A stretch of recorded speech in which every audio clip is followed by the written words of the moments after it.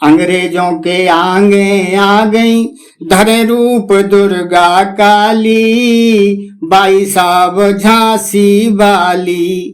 गोरा करबे अति अन्याय, रानी को बिल्कुल ना भाए, सोचे अब क्या करें उपाय। सुमर भवानी महादेव खो, सुमर भवानी महादेव खो, मैं पे छाई थी लाली, बाई साहब झांसी वाली।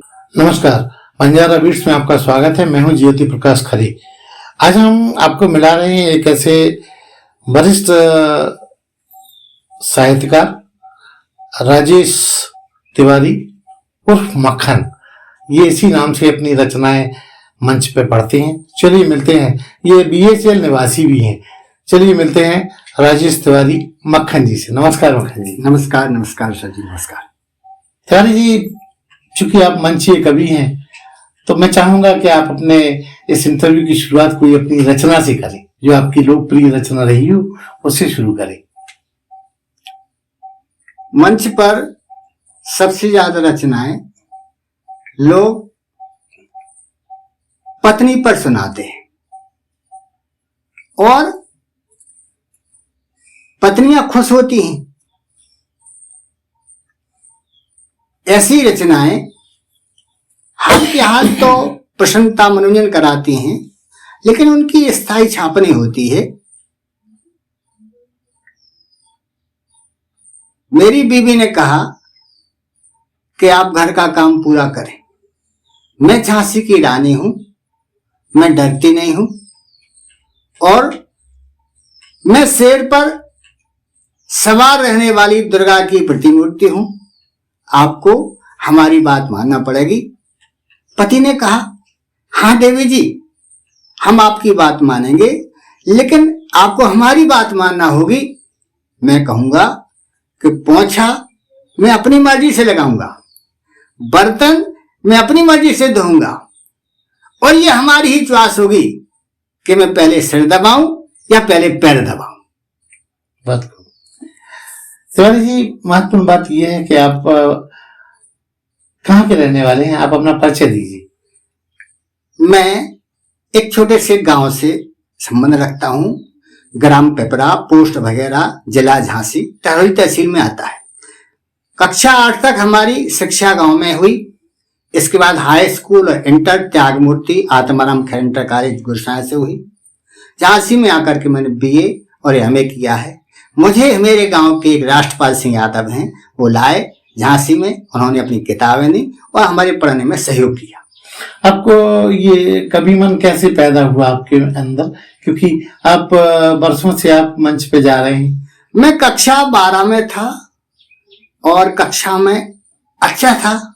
हमारे अध्यापक लोग हमें पसंद करते थे, तो मेरी रुचि हुई। 1-2 रचनाएं मैंने लिखी, उनको सुनाई तो उन्होंने मुझे प्रोत्साहित किया। नारायण दास बरसैया थे हमारे, अच्छे प्रिंसिपल थे, अच्छे टीचर थे, वो कविताएं करते थे और उनसे सुन करके सीख करके मैंने भी लिखना शुरू किया। तिवारी जी, आपका ये जो उपनाम आपने रखा है मक्खन, इसके पीछे क्या कारण है? मेरे माता पिता, परिवार वाले, चाचा चाची सब मुझे बहुत लाड़ प्यार करते थे और मक्खन जैसा मुझे अपने हाथों पर रखते थे, बड़ा स्नेह करते थे और ये नाम हमें हमारे परिवार वालों ने ही मक्खन दिया है। आपने बुंदेलखंड में कहाँ स्टेज को शेयर किया, कहाँ आपने कविता पाठ किए? मैंने लखनऊ विधानसभा से लेकर के भोपाल विधानसभा तक अपनी रचनाएं पढ़ी हैं और क्षेत्र के अनेक मंचों पर, दतिया, गुरसाय, मऊरानीपुर, दिल्ली तक मैं रचना पढ़ने के लिए गया। और कहाँ आपको सम्मान भी मिले? लखनऊ में, दिल्ली में, भोपाल में, गुरसाय में, दतिया में, हर जगह जहां भी गया वहां सम्मानित किया गया। एक विश्व हिंदी रचनाकार मंच है, उससे मैं भी राष्ट्र गौरव सम्मान से सम्मानित हूं। अच्छा तिवारी जी, एक महत्वपूर्ण सवाल ये है कि आपने बोला कि ज्यादातर मंच पे आपने मंचीय कवि जो है पत्नियों पे बात करते हैं, तो हर जगह आपने पत्नी के इस्तेमाल के बाद ही ये सम्मान पाया या अलग से भी पाया? नहीं, हर जगह का विषय अलग अलग होता है। कभी होली है, कभी दिवाली है, कभी करवा चौथ है, तो हर विषय पर अलग अलग रचना लिखी जाती है और उसको लोग ताली बजा करके सुनते हैं। कहते हैं कि कभी मन अगर जीभ को पार्जन से न जुड़ा हो तो इससे पेट नहीं भरता, इसके लिए आप क्या करते हैं?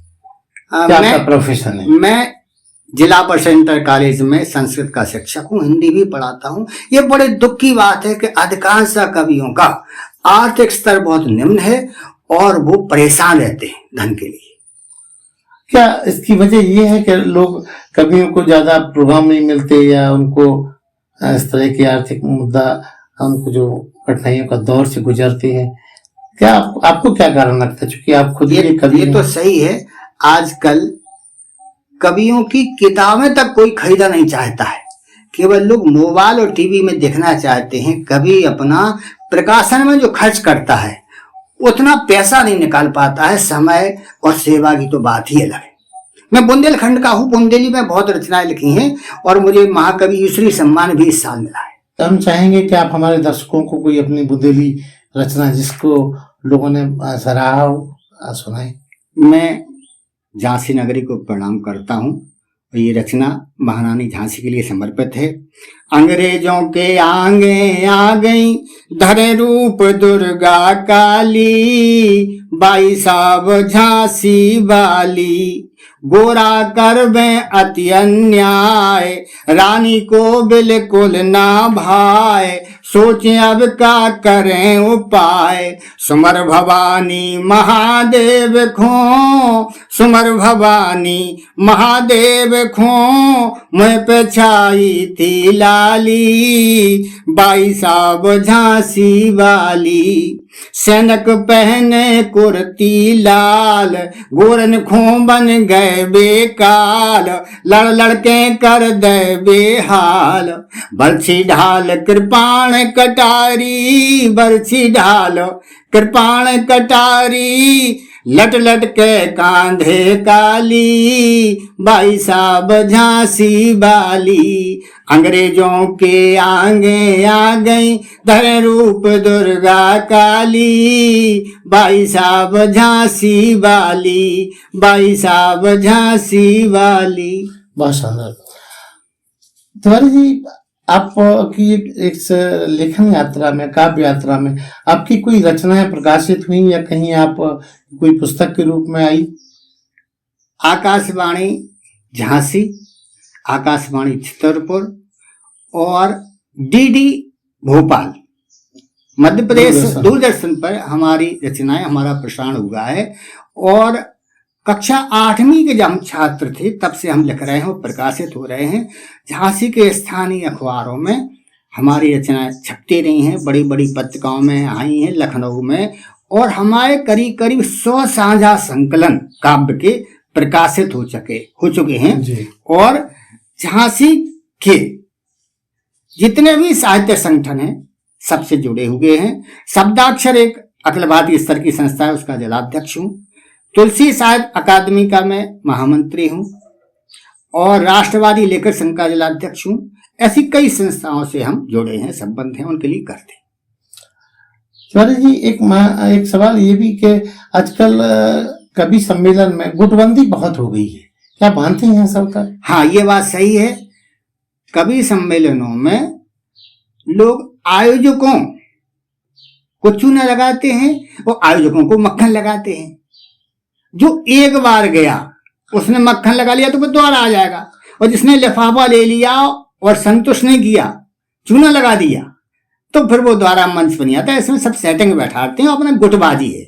ये बात सही है। मक्खन की बात आई तो आपका तो नाम ही मक्खन है। लेकिन मैं मक्खन लगाने वाला नहीं हूं, खिलाने वाला हूं। भगवान कृष्ण का भक्त हूं और वो मक्खन प्रिय है। तिवारी जी, आपके इसके अलावा, कविता के अलावा और क्या शौक है? समाज सेवा है, राष्ट्र सेवा है, लोगों को सुंदर शिक्षा देना, संस्कार की शिक्षा, हाँ, और संस्कृत की शिक्षा है। तो अच्छे अच्छे नीति श्लोक सुभाषित लोगों के बीच में बैठ के चर्चा करते हैं, वेद शास्त्र पुराणों की बात जो समाज हित में है। सुंदर समाज का निर्माण कैसा हो, इसीलिए मैं साहित्य की रचना करता हूँ, लोगों पर अपनी छाप छोड़ता हूँ। 2023 में आप कोई ऐसा नया धमाका करने वाले हैं जो लोगों को अवाक कर देगा? इस वर्ष के लिए मैंने अपना लक्ष्य चुना है, ये संकल्प लिया है कि मैं जो भी साहित्य सृजन करूंगा वो समाज कल्याण के लिए हो, जिसमें समाज का हित हो, वही साहित्य सृजन मैं अपने संकल्प के अनुसार करूंगा। तिवारी जी, बंजारा बिट्स एक इंफॉर्मेशन देने वाला एकेडमिक चैनल है। आप वर्षों से आप हमारे चैनल को देख रहे हैं। ये अलग बात है कि हम आपके पास आने में बहुत लेट हो गए। आप हमारे दर्शकों को, युवा दर्शकों को क्या संदेश देना चाहेंगे? हमारी बंजारा बीट बहुत अच्छा सराहनीय कार्य कर रहा है। ये चैनल इस साहित्य सेवा से अमर हो जाएगा। मैंने आप कई एपिसोड देखे हैं, ब्रिजलता मिश्रा, प्रतानाम दुबे और डॉक्टर अरविंद श्रीवास्तव असीम जी की। ये बंजारा बीट के लिए बहुत बड़ी उपलब्धि है और बहुत अंतर्राष्ट्रीय स्तर तक जाएगा। मैं इसके लिए हार्दिक बधाई शुभकामनाएं देता हूं। ये दिनों दिन ऊंचाई पर पहुंचे और अमर हो जाए। कोई और ख्वाहिश आपकी ऐसी जो हमारे दर्शकों के साथ आप शेयर करना चाहेंगे, चाहे वो काव्य रूप में ही क्यों ना हो? मैं चाहता हूं कि आने वाली पीढ़ी पूर्णता के और मनोरंजन के साहित्य को न पढ़ करके शिक्षाप्रद, जो समाज के हित के लिए हो, जिससे सुंदर समाज का निर्माण हो, ऐसे साहित्य को पढ़े।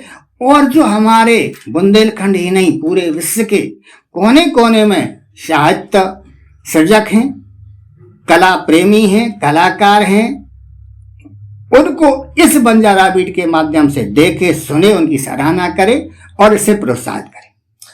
तिवारी जी, चलते चलते मैं चाहूंगा कि आप हमारे दर्शकों को, चूंकि आप बुंदेलखंडी हैं, बुंदेलखंड में निवास कर रहे हैं, एक कोई छोटी सी रचना, कि कुछ छंद, कुछ टुकड़ा बुंदेली रचना आप हमारे दर्शकों को सुनाएं। मैं झांसी में हूं और झांसी से ओरछा चलता हूं, तो झांसी ओरछा के बीच में एक स्थान है, आजादपुरा गांव है, जहां हमारे क्रांतिकारी चंद्रशेखर आजाद रहते थे और ये क्रांति भूमि है।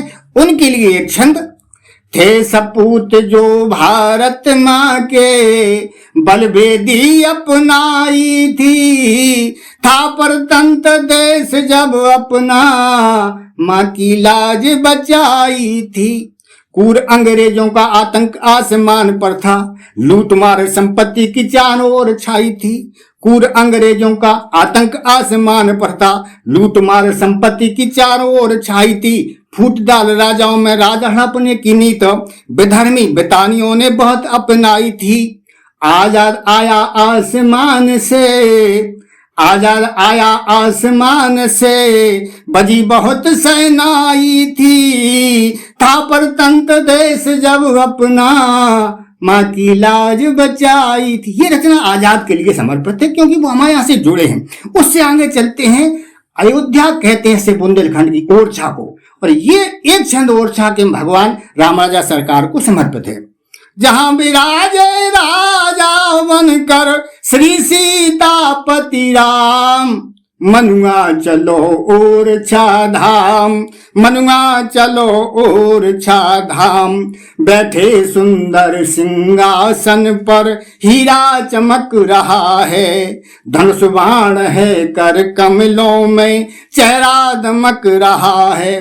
बाम भाग सो है वैदेही, भ्राता ललक रहा है, दुष्ट दलन के काजे उनका, बाहु फरक रहा है।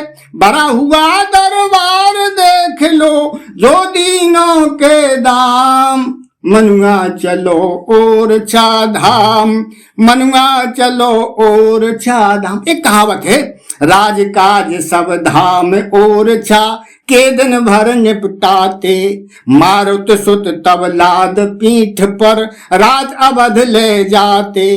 कनक भवन और धाम ओरछा, दृश्य एक दिखलाते, दूर दूर से दर्शन खातिर नर नारी यहाँ आते। अब भव्य चतुर्भुज मंदिर से अब कोई नहीं है काम, मनुआ चलो ओरछा धाम, मनुआ चलो ओरछा धाम। बेतवा नदी के किनारे बसा है। दक्षिण दिश में बेतवती माँ बहती कल कल करती, जीवन का उत्साह सहज ही मानव और में बहती। कंचन घाट की शोभा न्यारी क्या कमनीय कसकती, तट के तीर नीरे अति निर्मल मस्किलोलें करती। सच्चे मन से नहा के बोलो, सच्चे मन से नहा के बोलो, जय जय सीताराम। मनुआ चलो ओरछा धाम, मनुआ चलो ओरछा धाम, जहां विराजे राजा बनकर श्री सीतापति राम। मनुआ चलो ओरछा धाम, मनुआ चलो ओरछा धाम। तो ये थे राजेश तिवारी उर्फ मक्खन BHEL से, जिन्होंने बंजारा बीट्स के साथ अपनी साहित्यिक यात्रा को शेयर की है। तिवारी जी, बंजारा बीट्स से बात करने के लिए बहुत बहुत धन्यवाद। बहुत बहुत धन्यवाद, बहुत बहुत धन्यवाद। आपके इस शुभ काम के लिए हमारी हार्दिक बधाई, शुभकामना। बंजारा बीट दिनों दिन ऊंचाइयों में पहुंचे। धन्यवाद। इस चैनल को लाइक और सब्सक्राइब करना ना भूलें। देखते रहिए बंजारा बीट्स।